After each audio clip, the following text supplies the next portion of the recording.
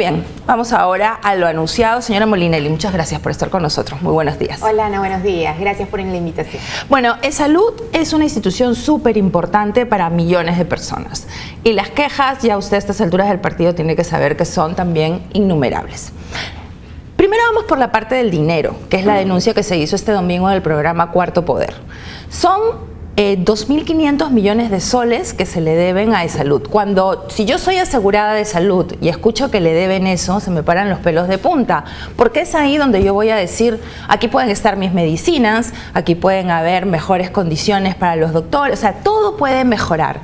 ¿Qué posibilidades hay de recuperar ese dinero? Sí, a ver, acá hay dos puntos importantes, ¿no? Respecto a la situación financiera de salud. En primer lugar, creo que todos tenemos que entender que el dinero de la seguridad social no depende del tesoro público, o sea, no es dinero de la caja fiscal. El dinero de la seguridad social proviene de los aportes de los asegurados, totalmente. Entonces, a lo largo de los años se han ido acumulando deudas por faltas de pago, tanto de los privados como del sector público. La deuda en realidad es 2.500 la tributaria, que es cuando el empleador no pasa el aporte, no paga el aporte del empleado, y la deuda no tributaria es aquella que se genera a partir de, tú eres una asegurada, vienes de salud, te atiendes, tu empleador no ha pagado, pero como es salud te tienen que atender igual.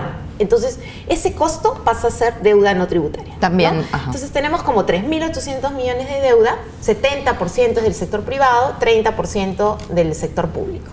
Dentro de la deuda del sector público, ¿quiénes nos deben? Nos deben UGELes, nos deben municipios, nos deben gobiernos regionales. Y dentro de la deuda del sector privado nos deben 127.000 medianos y pequeños contribuyentes y 27.000 grandes contribuyentes.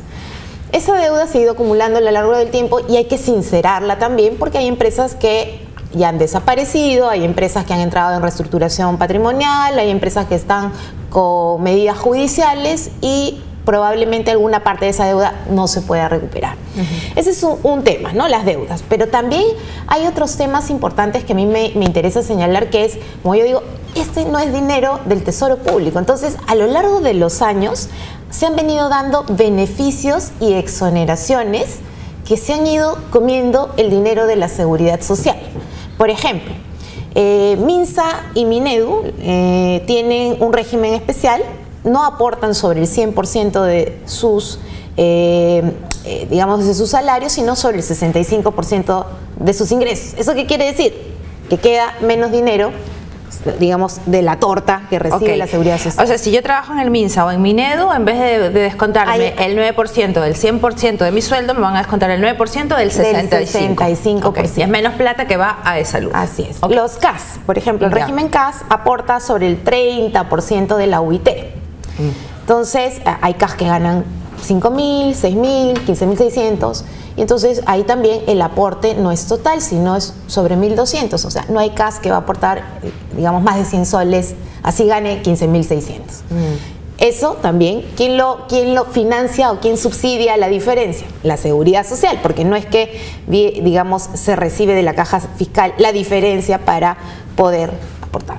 Así también las gratificaciones fueron desgravadas, ¿no? Se reciben por año 800 millones menos para la seguridad social. Es otro pedazo de la torta que se va desapareciendo. Y así se han venido dando medidas, pero de lo que no se ha tomado conciencia, ¿eso qué quiere decir? Que la torta se va achicando, porque no se inyecta más dinero de otro lado. Y entonces, ¿qué tenemos? El problema que vemos todos: no se ha construido ningún hospital desde el 2011. Desde el 2011 no hay ni un solo hospital más, no hay camas, no hay colchones, no hay monitores, no hay suficiente equipamiento. Y entonces algo tenemos que hacer, porque no podemos seguir continuamente, o sea, no podemos satisfacer a todos. O privilegiamos a nuestros 11 millones de asegurados, o favorecemos a grupos pequeños, pero en perjuicio de los demás, porque todo no se puede tener en la vida. Entonces, lo que tenemos que hacer es comenzar a sincerar las cosas y a ver cómo vamos recuperando esos ingresos para mejorar nuestras prestaciones sociales. De todo esto, ¿qué cosa se puede recuperar? A ver, hay algunas medidas que yo creo que ya hemos venido conversando con el legislativo. En primer lugar, la toma de conciencia de que ya no podemos seguir dando más exoneraciones y beneficios, porque eso quiere decir seguir achicando la torta. Eso lo están conversando ya. Ya estamos conversando y eso es bien importante porque no se puede contentar a todos y estamos perjudicando otra vez a la gran masa de asegurados. En segundo lugar, sí estamos trabajando un proyecto de ley que lo vamos a presentar pronto, en donde estamos planteando la corrección de algunas distorsiones, ¿no? En primer lugar, estas famosas detracciones que no han pasado en su debido momento a salud, ¿no? Digamos, estos 471 millones que se debieron devolver de la SUNAT, que bueno, hay un tema con el MEF ahí, y tenemos que ver cómo se pasa en su debido momento, porque o sea, si nos sobra la plata todavía podríamos decir, bueno, hay que esperar. Para que la gente entienda, de salud le cobró a los trabajadores y en vez de decirle toma tu plata, SUNAT le cobró a los trabajadores y en vez de decirle a salud toma lo que te corresponde, lo cogió para otra cosa. Las detracciones es digamos, cuando uno presta servicios, si tú eres una empresa y prestas servicios, hay una reserva que se hace en una cuenta del Banco de la Nación, que es aproximadamente el 12%, que sirve para, en caso el que compre el servicio no pague el IGB. Ya. Esa cuenta, cuando se sale y se paga el IGB, y hay saldos positivos, viene el orden de prelación. ¿Qué podemos hacer yo, empresario, con esos montos? Bueno, hay una platita ahí guardada en el Banco de la Nación, cóbrate el aporte contra lo que yo tengo de saldo, como un crédito fiscal, que tengo de saldo positivo en esa cuenta. Entonces, con eso también puedo pagar mi impuesto a la renta. Pero también la ley faculta a que se cobren los dineros de las aportaciones que se deben. Ahí SUNAT ha calculado y ha cobrado casi 471 millones. Entonces, pero eso se liquida contra el MEF. O sea, el MEF, se pasa a una cuenta del MEF y el MEF debería transferirlo a nosotros. Entonces, es un tema operativo que se puede solucionar, pero lo que necesitamos es generar los instrumentos adecuados para poder revertir ese dinero a tiempo, porque la seguridad social lo necesita. Yo creo que este es un tema que lo entendemos muy bien todos. Hay la voluntad política, que es lo más importante, y lo que tenemos que hacer es ponernos a instrumentar, a generar los instrumentos legales y normativos que nos permitan contar con el dinero a tiempo. Y en este proyecto de ley también está esta propuesta que usted tenía de que lo que no se ha gastado de los municipios también, y esto revierta. Todo esto, o sea, todo lo que no se gasta, para que la gente entienda en simplecito. Sí. O sea, lo que no se gasta del sector público pasa de salud cobrando contra su deuda. Así es. Los gobiernos locales y regionales, en promedio, el promedio histórico de ejecución está alrededor del 70-75%. Los saldos no ejecutados, antes de que se reviertan a la caja fiscal, al Tesoro Público, deberían primero pagar las deudas de la seguridad social. Y eso es lo que estamos instrumentando, es decir, que se habilite dentro de un marco legal especial la posibilidad de que los gobiernos regionales y locales contra sus saldos puedan pagar lo que corresponde a la seguridad social. Ok, lo más importante dices que hay la voluntad política, porque si hay la voluntad política, que es bien importante, y tanto del Ejecutivo como del Legislativo, porque somos conscientes de que la salud es un eje fundamental para que el país se pueda desarrollar. Entonces, y a veces uno, del tema de deuda, por casa, adentro, en el tema de la gestión de gasto, ¿cómo ha encontrado su institución? Estamos haciendo bastantes, digamos, como se dice, a veces con lo poquito que hay, estamos tratando de solucionar los problemas. Obviamente hay un presupuesto muy pequeñito destinado a infraestructura, 60 millones que no te alcanza para reparar los hospitales. Tenemos bastante demanda de reparación y rehabilitación de hospitales y de comprar equipamiento, pero lo que estamos haciendo es, por ejemplo, ya hemos recuperado, a partir de convenios con municipios y del mejor uso de nuestra propia infraestructura, casi 800 camas. Por ejemplo, Rebagliati, ¿no? El hospital Rebagliati, que todos lo conocemos, tenía una antigua emergencia. Sí. Esa antigua emergencia la vamos a volver a abrir, son 120 camas más.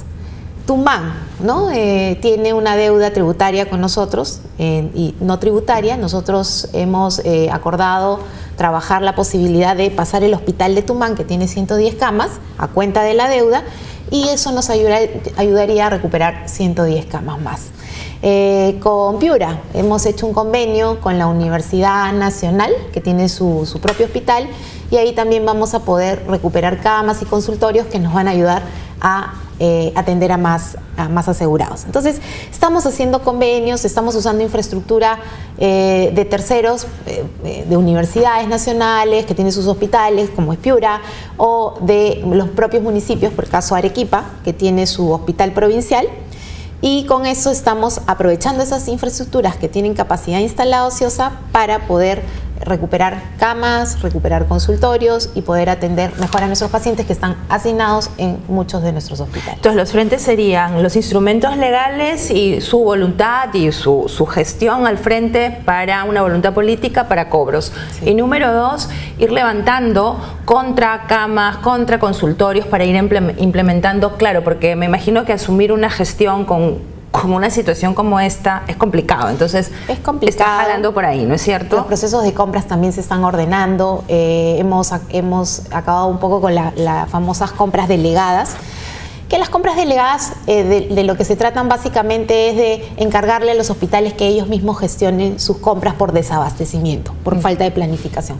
Eso se va a estar recortando gradualmente. La idea es hacer compras centralizadas, programadas y planificadas, de manera que no suceda cosas como las que hemos encontrado, que por ejemplo tienes una misma medicina, un mismo proveedor en distintos hospitales, esa misma medicina y ese mismo proveedor se la vende la misma medicina a precios distintos y hasta el triple o el doble del valor.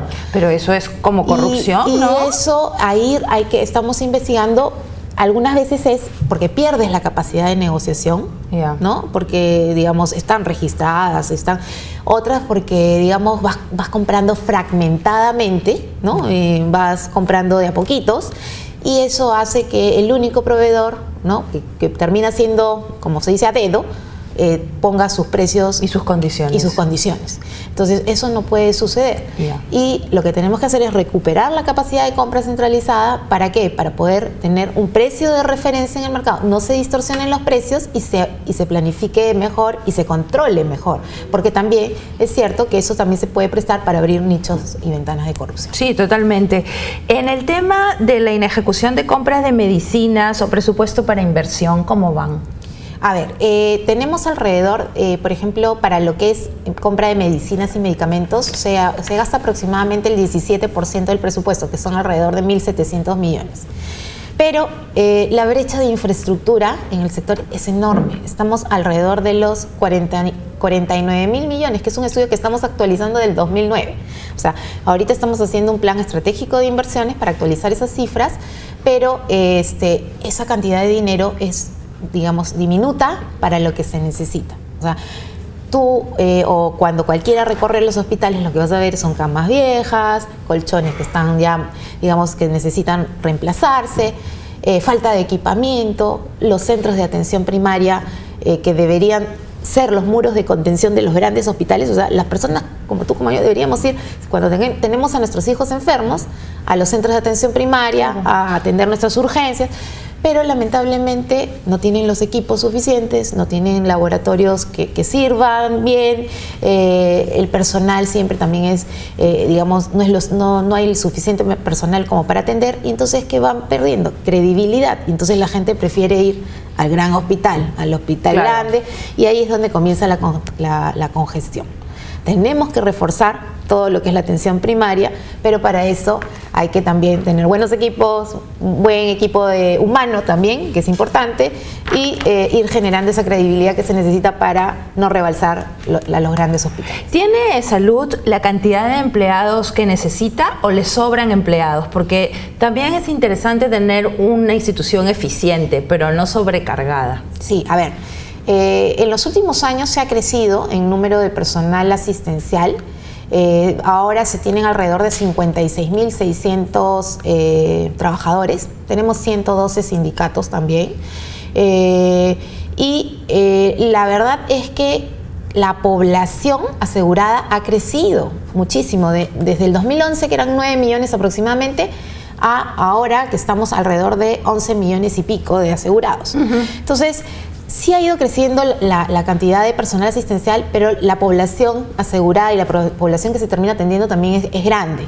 Siempre hay deficiencias, pero estoy segura que en algunos sitios se puede redistribuir mejor al personal, porque puede haber lugares en donde sobra de algo y en otros donde falta. Entonces, esa optimización la estamos haciendo. Por ejemplo, estamos reemplazando personal administrativo, ¿no?, de la institución para volverla asistencial y para cubrir déficit de enfermeras y de médicos que se necesitan en algunas regiones donde estamos poniendo más camas. Ajá, y o más sea, consultorios. Ok, aquí hay otra vez el ingenio para el uso de recursos. O sea, el que no es administrativo puede pasar, se hace una reconversión. El administrativo puede pasar, digamos, podemos reconvertir esas plazas para usarlas para personal asistencial. Entonces, ¿qué estás haciendo ahí? No estás contratando más personal en número total, pero sí estás diciendo, no necesitamos tantos administrativos, necesitamos poner más médicos, más enfermeras, más personal asistencial. Preguntas, porque estos temas es imposible que no haya preguntas. Sí, no sé. Carlos Rodríguez me dice, seguimos en los hospitales con las vacas sagradas, jefes y subjefes que ganan mucho dinero, no hay medicinas, malos médicos que se equivocan y los tapan. Yo seguiré luchando para que mi esposa tenga justicia. Sé que de salud tiene los abogados de grandes estudios y recurrirán hasta donde sea. Bueno, el señor se queja de una negligencia, pero su queja principalmente es con los jefes y subjefes que ganan mucho dinero. ¿Cuántos son los sueldos? A ver, primero para comenzar respecto a los jefes, ¿no? Nosotros lo que hemos hecho en estos últimos meses es tratar de tener una cabeza y tratar de simplificar y comprimir algunas gerencias centrales. Por ejemplo, han venido desmembrándose en salud gerencias centrales que para nosotros no es necesario desmembrarlas, sino al contrario, o sea, tenemos que trabajar como un solo equipo en algunas gerencias con una cabeza, ¿no? Por ejemplo, la gerencia central de operaciones con la de prestaciones, que antes eran una sola gerencia, se separaron, ahora las estamos realizando a ser una sola.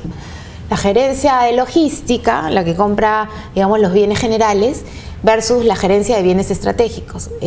Digamos, no ha tenido muchos resultados a favor, ¿no?, de tener ahorros en las compras. Entonces, estamos centralizando otra vez en una gerencia. Igual sucede en las redes, ¿no? Tienes el jefe de la red y el jefe del hospital. La idea es que no tengamos dos gerentes administrativos, ¿no?, que se van reproduciendo y al final tampoco coordinan. Necesitamos una coordinación más centralizada y un trabajo en equipo más sólido. Entonces, estamos haciendo algunas simplificaciones y eso también lo hemos conversado con los grupos laborales, porque todos somos conscientes de que hay que ahorrar en algunos lados para poder atender mejor a nuestros asegurados. La torta es la misma, no tenemos de dónde sacar más dinero. Luego me decías... Los sueldos. Ya, los sueldos básicamente depende del nivel de jerarquías, ¿no? Digamos, un gerente principal gana los 15.600 que se ganan dentro de la administración pública. Aquí no hay PAC. Como máximo. Como máximo. Después hay digamos, sueldos de 14.000, de 11.000, ¿no? Y van bajando dependiendo de los niveles aprobados. Son escalas laborales. Pero que la gente sepa que esto está establecido por ley. Y está establecido por ley. O sea, no puede pasar de ese límite, ¿no es Ahora, cierto? en cuanto a las denuncias, ¿no? Ese es un tema bien importante porque siempre, digamos, en este sector pueden aparecer negligencias. Ahí sí nosotros hemos puesto mano firme y yo quiero que los asegurados sepan que además de estar en salud con las juntas médicas, que también se hacen por norma, porque, digamos, a veces cuando uno pierde un familiar querido, ¿quién no se va a poner sensible? ¿Quién no va a ver como culpable el que está al frente, ¿no? Pero lo que necesitamos es ser objetivos y para eso se establecen las juntas médicas, pero también hay un actor independiente que es su salud, ¿no? Y entonces ellos también, digamos, los pacientes, los asegurados tienen esa vía que es totalmente independiente y que además supervisa y fiscaliza la actividad no solamente de los hospitales públicos, sino también de las clínicas privadas. Entonces, ese es el gran aliado con el que también deben soportarse los asegurados para estar seguros de que sus casos están siendo realmente atendidos dentro de los plazos administrativos que están establecidos. Pero me parece que no hay mucha... El otro día vino aquí el representante de Su Salud y justo conversábamos de ese tema y me decía que a veces no hay mucha, ¿cómo se dice? La gente no está muy acostumbrada a aplicar este método de reclamo, ¿no? No es muy conocido, habría que difundirlo un poco más. Es como un regulador o un supervisor de las clínicas y hospitales, ¿no? Digamos, ante la desconfianza de que nuestras propias juntas médicas puedan, digamos, actuar con neutralidad, siempre hay un segundo actor independiente, que es Su Salud, ¿no? Eso es lo más importante. Pero nosotros sí hemos dicho que ante las evidencias concretas de que aparecen negligencias y que la Junta se pronuncia sobre eso, tenemos que tomar mano mano dura y actuar, ¿no? Y también está el Colegio de Abogados, de Médicos del Perú, que ellos también apoyan y estoy segura que van en la misma línea de, digamos, corregir estas deficiencias. Carlos Rodríguez, entonces, si tienes tu respuesta, muchísimas gracias. Alberto Ibarra me dice lo mismo.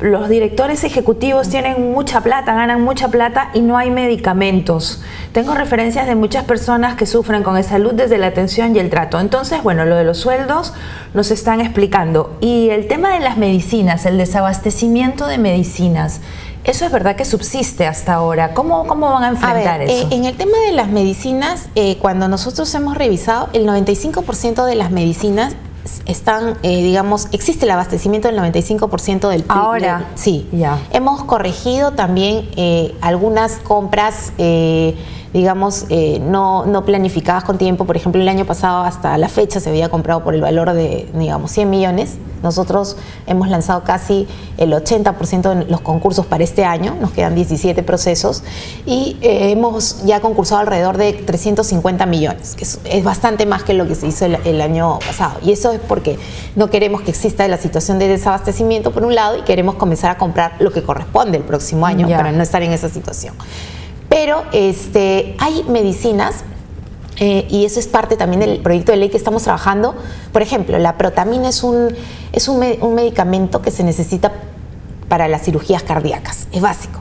Y hay un desabastecimiento nacional, tanto en MINSA como en Salud. Entonces hay que salir a comprar afuera. Esa habilitación normativa todavía no se tiene, ¿no? Para hacerlo rápidamente, ¿no? Luego hay concursos de un solo postor, porque es un solo proveedor en el mercado. Pero como la ley de contrataciones no te habilita a adjudicar a un solo postor, ¿qué pasa? Lanzas el concurso, se cae la compra porque queda uno.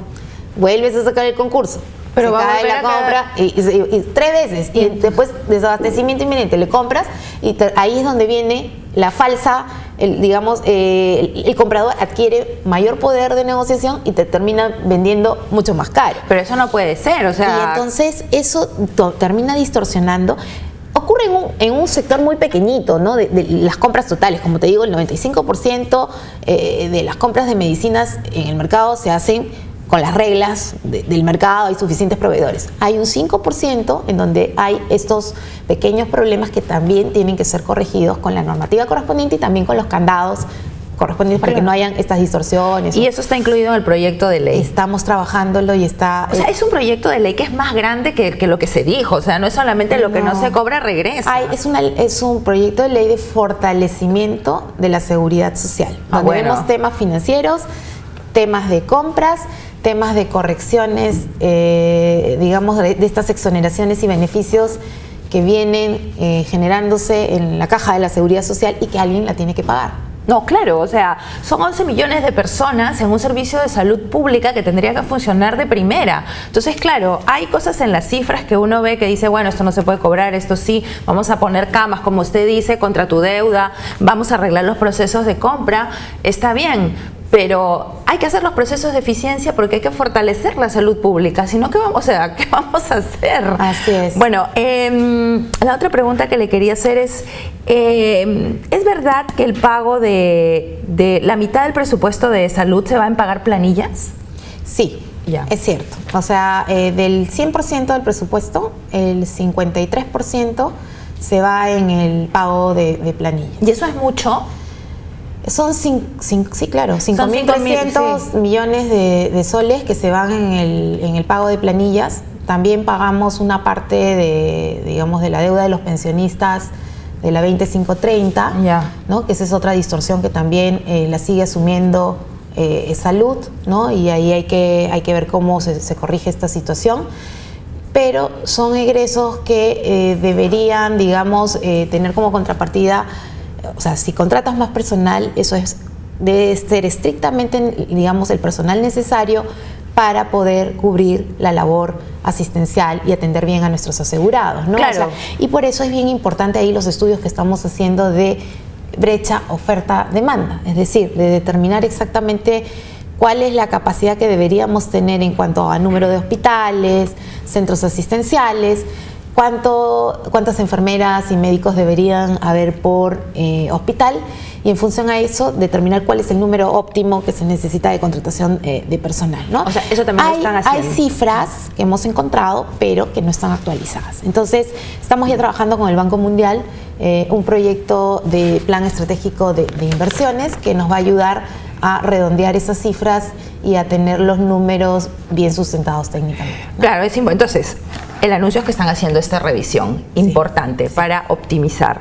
En el proyecto de ley de fortalecimiento de la seguridad social van a plantear que vuelvan estos dineros que se quitaron de las gratificaciones y de fin de año y de medio año. Este es un tema que hay que conversarlo. Nuestra propuesta, o la propuesta que se está, digamos, trabajando sobre la mesa, es que siempre la preocupación es qué pasa si estos aportes después se recuperan y son gastados en más personal, o se gastan en publicidad, o se gastan en... ¿no? Lo que no queremos es que eso básicamente suceda, porque estamos perdiendo 800 millones por año, se han perdido más de 5.000, y aquí hay que poner en una balanza, ¿qué queremos todos? O sea, que el sistema de seguridad social siga avanzando con camas viejas, con equipos que se van a ir malogrando, o nos ponemos la mano en el pecho todos y volvemos a, digamos, grabar las gratificaciones, pero para que se usen estrictamente en infraestructura y en enfermedades huérfanas y catastróficas, que son otra parte que no podemos cubrir. Hay muchas personas que tienen estas enfermedades que tienes que tratarlas en el exterior. Mucha gente con tumores malignos, con trasplantes de médulas, que aquí no nos abastecemos para hacer esos trasplantes, que son bastante costosos. Y entonces la idea es analizar, y lo vuelvo a plantear sobre la mesa porque este es un tema de discusión, de política, digamos, donde todos los actores tienen que ver qué es lo más conveniente para el país. La idea es analizar si vale la pena volver a recuperar ese fondo, pero netamente para cubrir el déficit de infraestructura que lo estamos estimando, y como te vuelvo a repetir, está ahorita en 49.000 millones, y para cubrir enfermedades huérfanas y catastróficas que hoy en día no se pueden atender con el presupuesto que tenemos. O sea, se le pondrían esos candados. Se aseguraría de que se pondría esos candados. Y eso es un tema que se pone sobre la mesa para discusión, y ahí pues todos con la mano en el pecho tendremos que evaluar qué es lo más inconveniente para el país. Bueno, más preguntas. El tema de las operaciones, parece que hay un embalse con las cirugías. ¿Cómo van en ese tema? Sí, a ver, hemos encontrado no solamente embalse en cirugías, sino embalse en atención de consultas. Entonces, lo que hemos hecho es, en primer lugar, determinar en función al número de consultorios y al número de quirófanos cuál es la capacidad máxima de cada hospital. Porque he visitado a los hospitales y, por ejemplo, me ha pasado que a veces se llega a un hospital y las salas de cirugía están inactivas. Entonces, como eso no se ve porque está detrás es el back office, está detrás de cámaras, ¿por qué no están operando, no? Y entonces por ahí los médicos dicen, sí, pero es que la sala de recuperación no está completa porque nos faltan monitores, porque nos faltan camas. Sí, pero por 2 camas o por 3 monitores hay que ver cómo se gestiona, porque lo que no podemos tener es, ante el embalse, tener las salas de cirugía inoperativas. Entonces, ya cada hospital está, digamos, sincerando cuál es el número máximo de cirugías que pueden hacer por semana. Ese es el primer, ¿no? ¿Cuál es tu capacidad máxima instalada para operar? Esta. Entonces, tienes que llegar a esa capacidad máxima. Y ahí lo que estamos trabajando es con los recursos humanos para comenzar a avanzar con el tercer turno que lo anuncié, y que en verdad ha tenido buenos resultados. Es un tema gradual, no es un tema que se hace de manera, digamos, no es que pasamos a operar al 100% en los 3 turnos o al 100% en la programación de citas. Es un tema gradual porque trabajamos con los mismos recursos humanos, que hay que ir convenciéndolos para que nos apoyen con estos segundos y terceros turnos contra horas extras que se les paga.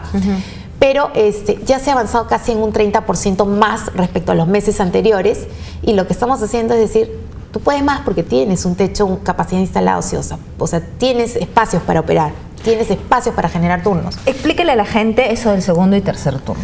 A ver, el segundo y tercer turno básicamente es trabajar en 3 horarios, de 8 a 12, de 12 a 4 y de 4 a 8. Que los hospitales puedan atender sus consultas de lunes a sábado, en esos tres horarios, en las especialidades que son las más demandadas dentro de cada centro asistencial.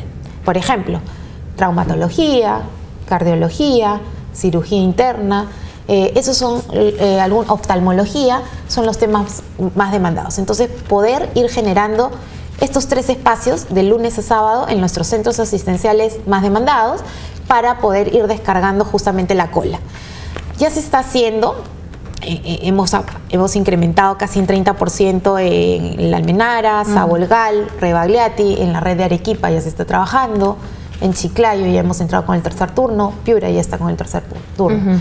Pero esto no se implementa al 100% en todas las especialidades, sino en aquellas que son las más solicitadas y en donde también, digamos, hay una restricción de que el hospital tiene esos espacios de infraestructura para poder, digamos, habilitarlos, ¿no?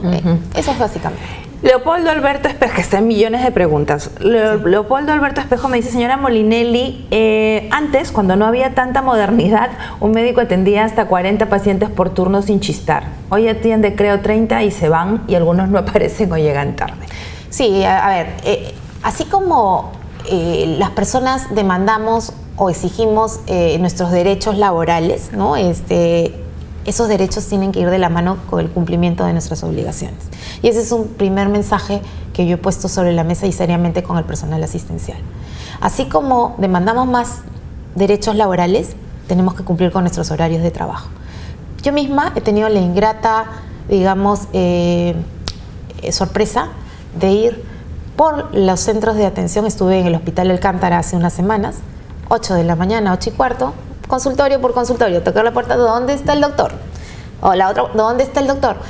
Hemos abierto procedimiento administrativo, o sea, yo he pedido que se abran procedimientos administrativos si no está debidamente sustentada la ausencia, ¿no? Porque no podemos estar trabajando, digamos, incumpliendo nuestros horarios, ¿no? Tenemos que cumplir nuestros horarios dentro del horario de trabajo, y yo invito a que las personas usen el botón de denuncias para alertarnos sobre dónde está sucediendo esto, porque vamos a tener mano firme, mano dura. Los derechos van de la mano con el cumplimiento de las obligaciones. Muy bien, señora Molinelli, se nos acabó el tiempo y por supuesto me sobran 8.000 preguntas, pero ya esperamos tenerla nuevamente. Tenemos ya un panorama interesante con esta ley de fortalecimiento que están trabajando, con este estudio que por fin están haciendo para ver cuál es la situación real en la brecha de infraestructura, en el tema laboral, así que no nos queda más que desearle mucha suerte porque esta institución es muy importante. Así es, para todos nosotros y por el bien del país, la salud, los países que desarrollan son los países que se enfocan en los temas de educación, salud e infraestructura. Muchísimas gracias. Gracias. Amigos, muchas gracias a ustedes por sus preguntas, a todos. He tratado de resumir en varias preguntas en una. Vamos a una pausa y volvemos con Pedro Franque, economista, para hablar de este, efectivamente, tema económico y también minero. Ya volvemos.